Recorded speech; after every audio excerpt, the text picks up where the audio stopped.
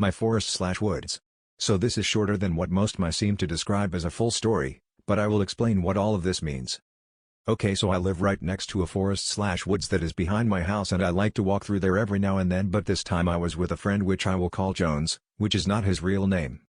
Me and Jones M13 both are walking through my forest/woods around 4 a.m., but we went deeper than we normally would, and as we walked through the forest/woods we heard people talking deeper into the forest, and as we looked around the area to look for someone we saw no one around.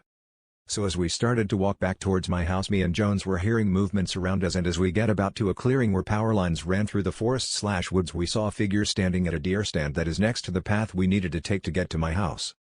Me and Jones are staring at the figure as we heard talking and more movements in the forest/woods. We took a different path that ain't a path and more of a river leading towards the clearing, and we get back to my house we decided to watch scary Reddit stories, and yes, I know it is ironic, but as we were watching it we heard a bang on my roof, which ain't unusual. We usually hear something walking on the roof some nights.